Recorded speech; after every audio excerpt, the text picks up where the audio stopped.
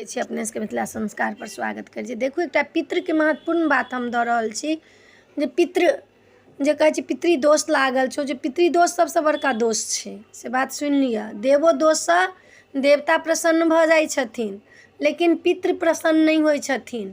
पितृ दोष जकरा घरमे लागि जायत ओकरा घरमे खाना जुड़नाइ मुश्किल भऽ जाइ छै, खाय ला लोक मरि जाइ छै, ला करै छै, घरमे परचट्टू जकाँ भऽ जाइ छै। नहि लोक कहै छै हमरा भावांश नहीं अइ, हमरा घरमे एको रत्ती बुझेबे नहीं करिए जे कोनोके सीढ़ी सवाइ अइ। किया नहीं अइ सीढ़ी सवाइ? देखियौ पितृ जे छै जी अहाँ साधारण नहीं बुझियौ जे पितृ मरि गेलै, हम पिंडदान नहीं केलिए, पानि नहीं देलिए तऽ किछो नहीं हैत। नहीं, ई पितृ दोष जे छै सबसँ बड़का दोष छै।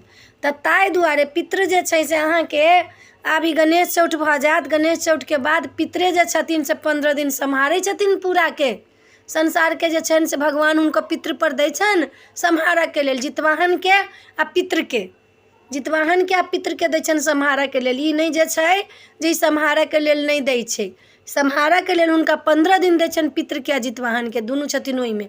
जितवाहन जे छथिन से पितृके जे जितवाहनके व्रत करै छै से हुनकर 7 पुस्त पितृ जे छै से हुनकर भऽ जाइ छनि उकरीन। तऽ पितृदोष जे अहाँके लागत तऽ अहाँके किछु नहीं रहत, लाय भऽ जायत, कमाइत ओतबे रहत लेकिन खाना पीना दुनिया जहान नहीं जुड़त, बुझात जे सीढ़ी सवाइ नहीं अइ, घरमे ई चीज लबै छी तुरत्ते केना निघटि जाइए, केना हटि जाइए, केना भऽ जाइए, तऽ पितृदोष लागल रहैए। अहाँ सब बातके नहीं बुझै छियै, नहीं समझै छियै, कहै छियै अहिना चलै छै, अहिना करै छै। लोक जाइ छै देखै छी मजिलमे लोक जाइ छै केस नहीं कटबै छै, ओ सबसँ बड़का दोष छै। ताहि लऽ कऽ मजिलमे जाउ तऽ केस कटाउ, जनउ बदलू, बिना ओ सब करेने छटा लै छी से बात नहीं हो, जड़िसँ मुड़ाबऽ पड़ै छै केसके। दोसरमे अहाँके पितृके पानि जे एहिमे दै छियै 15 दिन, ई पानि अहाँके पितृके साल भरि तक रहैए। इहे पीब कऽ पितृ अहाँके प्रसन्न होइ छै। दोसरोमे जन्म भऽ जाइ छथिन तैयो भगवान लए लिखाइ छै जे देखियौ एकर जे छै से कुल परिवार कते नीक छै जे एकरा एखनो तक पानि दै छै। कैला अगस्त मुनिके पानि पहिला दिन पड़ै छै तऽ ओहिमे सब मुनिके पानि चलै छै। अगस्त मुनि छथिन जे ब्राह्मणमे जे छथिन से पूरा समुद्रेके सोखि गेलखिन, समुद्रके सोखलनि, ताहि लऽ कऽ हुनका सब पानि दै छनि, हुनका प्यास बेसी लगै छनि। तऽ मुनि बुझै छथिन जे एकर जे छै से पितृके पानि दै छै, एकर घर जे छै से बड़ा धर्म विचारके घर छै, बड़ा पुण्य विचारके घर छै। ताहि लऽ कऽ अहाँ सब पितृके पानि जरूर दिअ। पितृके जे तीथ पर मरल छै तऽ ओहि तीथ पर भोजन कराउ, ब्राह्मणके भोजन कराउ, दान दिअ। नहीं याद अइ तीथ तऽ कुश त्याग जे होइ छै लास्टके दिन, ताहि दिन अहाँ हुनका कऽ दियौन, कुश त्याग दिन हुनका ब्राह्मण भोजन करा दियौ, पिंडदान कऽ दियौन आ दान दऽ दियौन ब्राह्मणके। देखू एहिसँ किछु नहीं हैत, अहाँके 1500 रुपैआ खर्च हैत, एहिसँ किछु नहीं हैत। ओहि दिन जाइ छै लोक पूर्णिमाके, टुकड़ा पूर्णिमा कहै छै, ओहि दिन जाकऽ लोक दान करै छै, ओहि दिन खीरा दान करै छै, पैसामे धऽ कऽ दान करै छै, ओहि दिन पानि दै छै, ओकर दान से अलगे लिखाइ छै। ताहि दुआरे अहाँ सबके कहै छी 1500 रुपैआके चलते पितृके पानि बिनु नहीं रहऽ दियौ, पानि तऽ जरूर दिअ। कुश लऽ आउ, कुशके बना लिअ, अग्रभागसँ कुशके पानि दिअ। जते पितृ छै 7 पुष्प पितृके पानि पड़ै छै। हम पितृके पानिके देबऽके हम यूट्यूब पर अहाँ सबके दै छी मंत्र, अहाँ सब देखबे नहीं करै छी। जे अहाँ सबके जरूरी मंत्र अइ से तऽ केओ गोटा नहीं देखै छी आ तखन एम्हर करै छी। हम ओहो दै छी अपने सबके जाहिसँ अहाँ सब प्रसन्न रहू, जाहिसँ खुश रहू। अहाँ सब पितृदोषके जे छै से बड़ बड़का किछु घरमे हवांश नहीं रह जाए, पितृके अहाँ प्रसन्न नहीं करब ताबे भगवानो कहै छथिन तू अपना पितृके पहिने प्रसन्न कर तब।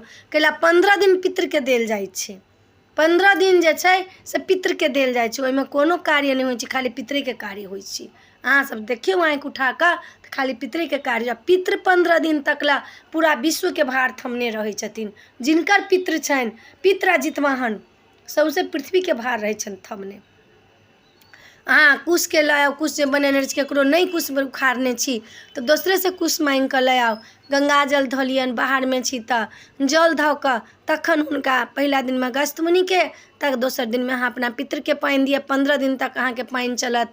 ओहिसँ पहिले जे दिन में अहाँ के पितर मरल छथि ओहिसँ पहिने एक दिन अहाँ नकेश कराउ, केश मुड़ा लिअ, बाल मुड़वा लिअ, जनेऊ बदलि लिअ।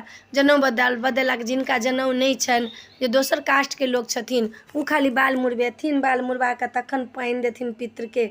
अहू समय देखै छी शहरो बाजार में कहै छै श्राद्ध चलै छै, एखन श्राद्ध चलै छै। अपन कल्चर में सब लोग बिसरल जाइए, ई सब नहीं बिसरू। एहि सबसँ अपने सबके दोष लगै छै, दोसर के दोष नहीं। पितर जे तमसाइ छै केओ नहीं सम्हारि सके। पितर तमसाइए तऽ अहाँ पानि दियौ, हुनकर जे छै पार्वन करबाउ, हुनकर बरखी करबाउ, ब्राह्मण भोज करबाउ, हुनका लेल भागवत करबाउ, गीता पाठ करबाउ। ई सब छै पितर जे बिगड़ै छै तऽ। आ पितर जेकरा पितरी दोष लागल ओकरा घर में रोटी पर नून नहीं जुड़ै छै, ओकरा घर में आवांश नहीं चढ़ै छै। ताहि दुआरे इष्ट बिगड़ै छै तऽ आ पितर बिगड़ै छै तऽ। एहि दूटासँ डेराउ। इष्टो बिगड़त अहाँके बन बन के पात तोड़वा देत, आ पितरो बिगड़त तऽ अहाँके बन बन के पात तोड़वा देत। तऽ अहाँ सब बाल मुड़वा कऽ तखन करू जाहि दिन पहिला दिन अहाँ सब पानि देब। एकटा खीरा लाएब, 10टा 11टा रुपैया लेब आ कुशसँ अगस्त मुनि के पानि देब। सब देवी देवता के खीरा लऽ कऽ पानि देब। ओहि दिन कुश लऽ कऽ नहि, खीरा लऽ कऽ पानि देब। पाइ दान जे करब 21टा 11टा 51टा 100 500 200 जेकरा जते जुड़ैए से ओहि दिन दान कऽ कऽ ब्राह्मण के हाथ में धरा देबै। भगिनमान में केओ तऽ हुनका धरा देबनि। अगस्त मुनि के पानि पड़लाके बाद अपना पितर के पानि दियौ। पितर के पानि देबाके हुनकर कर्म जे छनि से करियौन, पार्वन जे होइ छनि से हुनका करियौन। तखन जाकऽ हुनका ब्राह्मण भोजन करबियौन। जे जुड़िए से ब्राह्मण भोजन कराउ, लेकिन पिंडदान जरूर करू। पितृ दोषसँ बड़का कोनो दोष नहीं छै। ताहि दुआरे अपना सबके पितृपक्ष के बारे में, पितर के बारे में बता देलहुँ हँ। नीक लागत तऽ जरूर कहब, चैनल के सब्सक्राइब करब, लाइक करब, कहब जरूर। जय मिथिला, जय माता जी।